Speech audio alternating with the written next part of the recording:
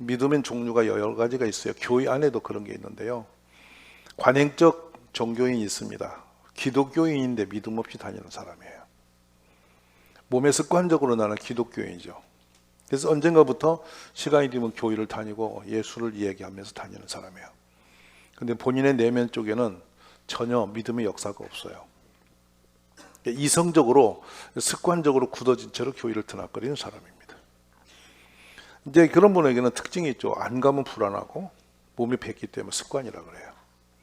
가면 그래도 조금 편한 것 같고 이러면서 그냥 교회를 평생 다녀버리는 겁니다. 그런데 문제는 이분에게는 살아계신 하나님의 역사가 안 보여요. 그러니까 인간의 힘으로 의지로 습관적으로 그냥 기독교 생활을 하는 거죠.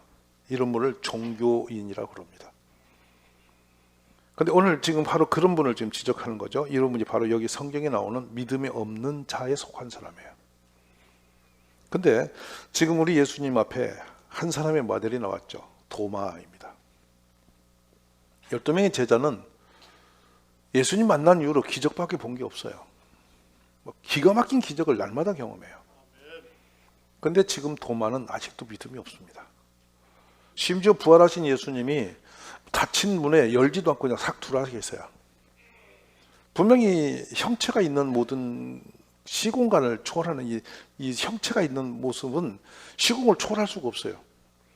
근데 문을 연 적이 없는데 안에 딱 방에 계시는 거예요. 깜짝 놀랐죠. 다 놀래요. 근데 분명히 죽으셨는데 살아오셨단 말이에요. 부활이죠. 근데 도마는 그 이야기를 들으면서 뭐라고 말하냐. 바로 보고 온 사람이 바로 전해주는 말인데 나는 보고 만져보지 않고는 못 믿겠다 그래요. 근데 예수님 그 현장에 없었죠. 근데 예수님 지금 방에 직접 오셨습니다. 도마 앞에. 그러면서 거기에 계시던 것처럼 창자국 못자국을 직접 만져보라고.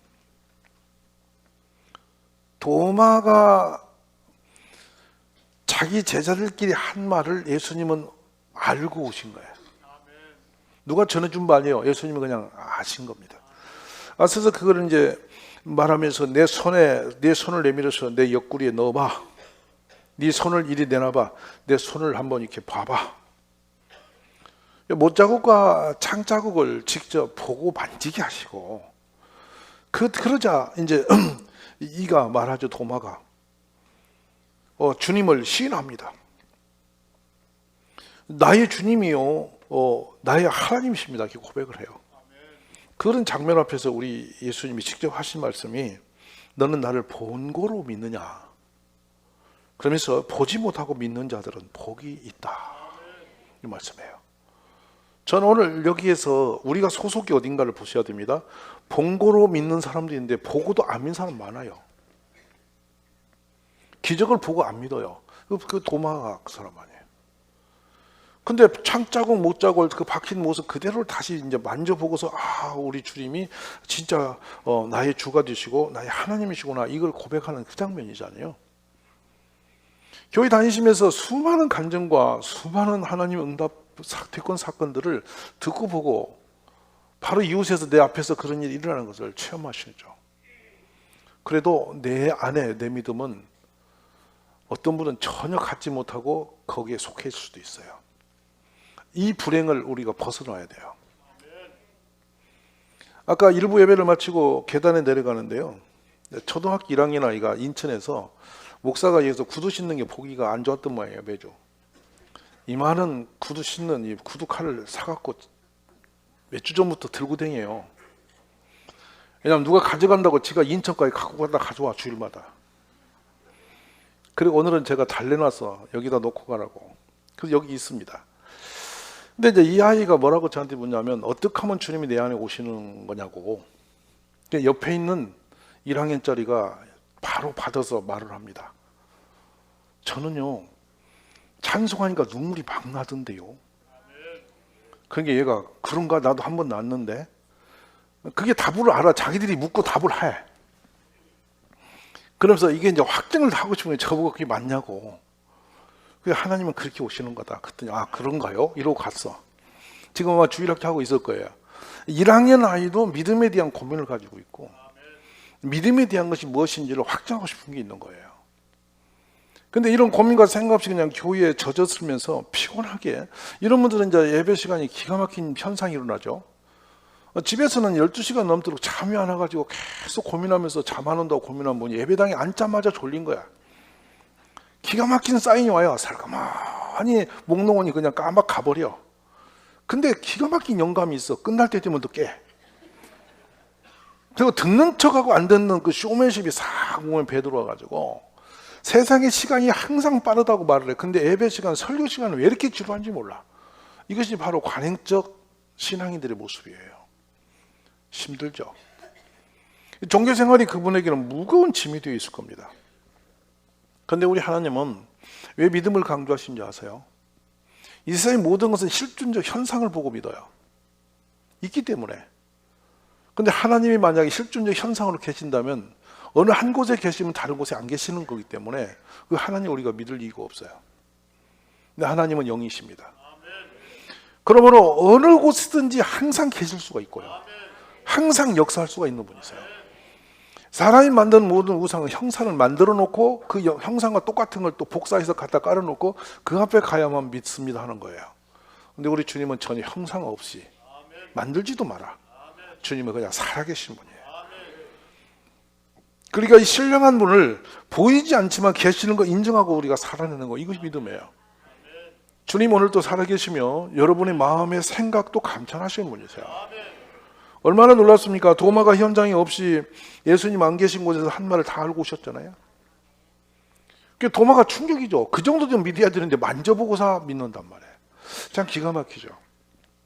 그러면 종종 이런 표현할 거예요. 아이고, 우리도 그렇게 그 정도 예수님 오셔서 이야기하시면 내가 믿지요. 못자국 만져보면 내가 믿지요. 이럴 분이 계실 겁니다. 그런데 놀라운 일이 있습니다. 성경에 보면 믿음이 얼마나 신비한 일인지 보십시오. 하나님이 해주신 그 기적의 현장에서 하나님이 아니면 할 수 없는 불가능한 그 길을 자신이 체험하면서도 믿음을 갖지 못한 세대가 이스라엘 백성들이었어요. 홍해바다를 건넜죠. 도저히 이 과학적으로 인류적으로 어떤 전후 역사가 없는 기적이 일어났습니다. 밤새 불어대는 바람으로 바다가 열려 거기에 200만이 걸어나가. 그리고 아침에 되니까 그 바다가 다시 덮여서 이 바로와 애굽 군대는 완전히 몰살 속에 쓸려들어가 다 죽고 이스라엘 백성만 고스란히 살아나. 기적이죠. 근데 그들은 그걸 보고 3일 만에 무너집니다. 먹을 물 없으니까 바로 하나님이 어디 계시냐고 덤벼들어요. 기적이죠. 정말 놀라죠. 놀라는 것은 그들이 믿음을 못 갖는 것이 놀라운 일이에요. 하나님이 하신 게 놀란 게 아니라 그런 상황에서 믿음을 못 갖는 것이 기적이라니까. 기적 같은 일이 세상에 많아요. 한번 보세요. 40년간 아침 새벽마다 아무것도 없는 그들에게 광야에서 먹을 것이 만나가 내린단 말이에요. 이거 얼마나 기가 막혀요. 그 6일간 내리고 하루 또 안 나와. 근데 그날은 이틀분이 또 내려. 근데 그걸 더 싸놓으면 썩어서 못 먹게 되고 벌레가 멀어. 근데 딱 그 타이밍이 필요한 것을 그때 아침마다 주시는 걸 계속 먹어. 그러면 믿어야 할 거 아니에요. 맞습니까? 안 맞습니까? 근데 그들이 믿었습니까? 날마다 내리는 만나를 가지고 원망합니다. 이 맛없는 것을, 힘없는 것을, 이 스태미나식도 안 되는 것을 언제까지 먹어야 되냐고 이제 열받아갖고 덤비듭니다. 그랬더니 한 줄이 수군거리니까 전부 따라서 그 만나를 언제까지 먹어야 되냐고, 못 살겠다고. 옛날에 저기 애굽 땅에서 소탄이 가해서 훔쳐먹던 고기 맛이 더 좋았다고 헛소리하고 앉았습니다. 이 믿음이 없는 자들의 형상이죠. 근데 그 단초는 뭐냐면 섞여 사는 무리들이 처음에 시작한 말이 그들에게 그렇게 흘러 들어간 거예요. 교회 안에 있는 이 불신의 모습들이 그렇게 보여지는 거죠. 충분히 그들은 기적을 계속 경험하죠. 여리고성을 믿음으로 돌아요. 근데 여리고성이 무너집니다. 그렇게 엄청난 성이 스스로 무너지는 것은 하나님의 기적이죠. 그다음에 물이 넘치는 뚝을 넘치고 있는데 그 놀랍게도 요단강을 그들은 그냥 믿음으로 들어갈 때 물이 멈춰섰어요. 건너갔어요. 이런 기적을 계속 경험하지만 끝에 가보면 믿는 자가 아무도 없었어요. 믿음이 없으면 여러분, 하나님이 눈앞에서 역사하시고 별 기적을 다 보이셔도 안 생깁니다. 믿음이. 근데 믿음 있는 사람은 지나가는 바람 소리만 들어도 하나님을 느껴요. 얼마나 감동이 오는지 몰라요. 하나님이 바다를 가르고 성을 허물고 만나를 내려 부어도 그걸 먹고 그걸 경험하고 거기서 있어도 믿음이 없이 두리번거리는 사람이 있고요. 그 소식만 듣고도 믿음이 탁 생겨갖고 하나님께 찬양을 드리며 그 감동 속에 사는 사람이 있고요.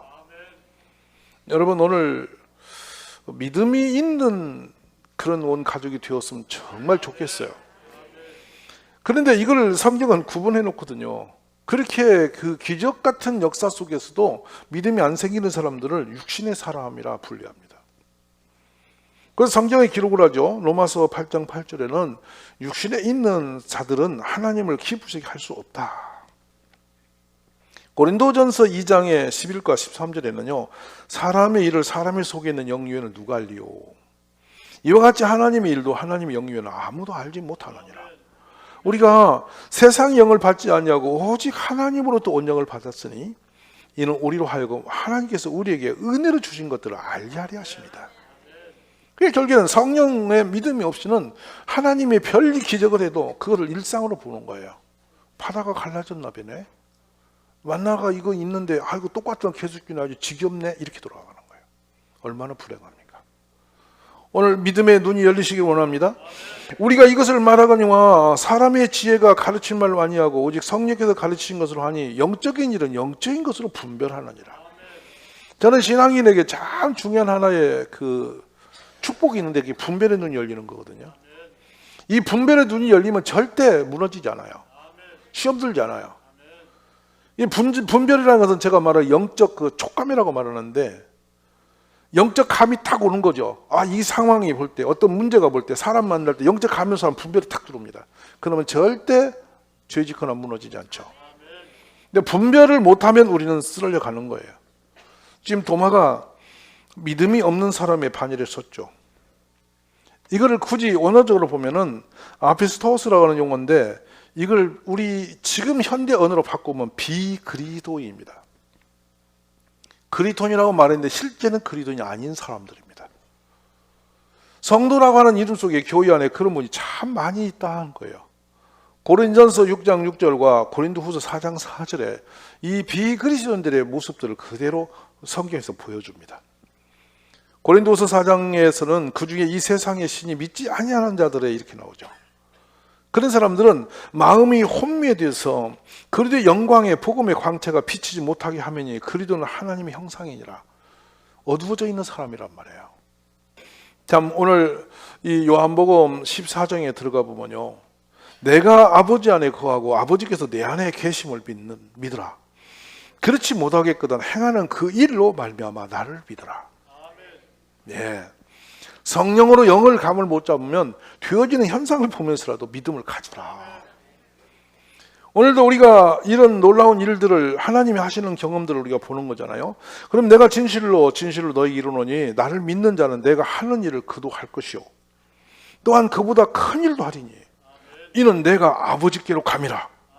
너희가 내 이름으로 무엇을 구하든지 내가 행하리니 이는 아버지로 하여금 아들로 말미암아 영광을 받게 하려 함이라. 내 이름으로 무엇이든지 내게 구하면 내가 행하리라. 감사하지 않으세요?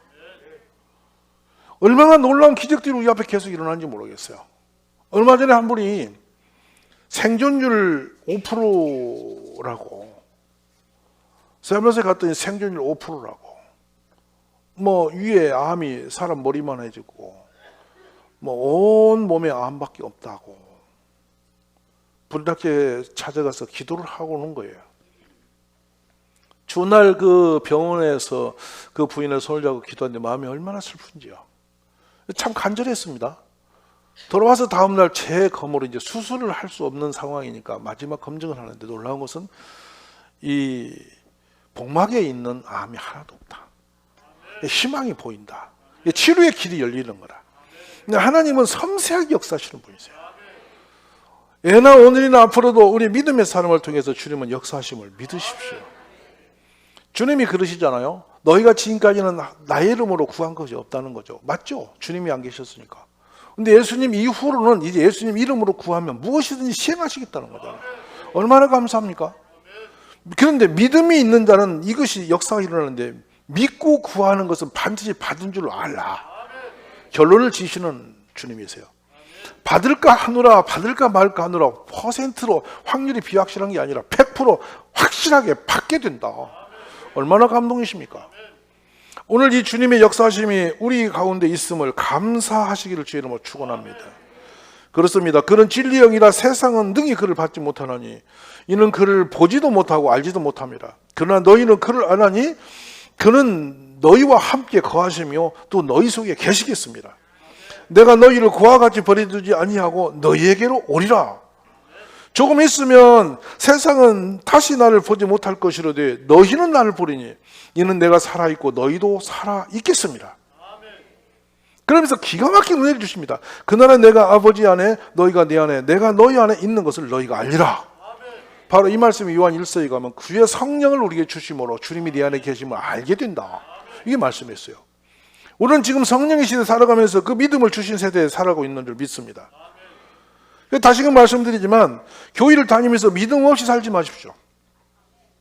도마는 놀라운 사람입니다. 계속적으로 이 기적을 보면서도 머리로 이성으로 판단하는 사람이죠.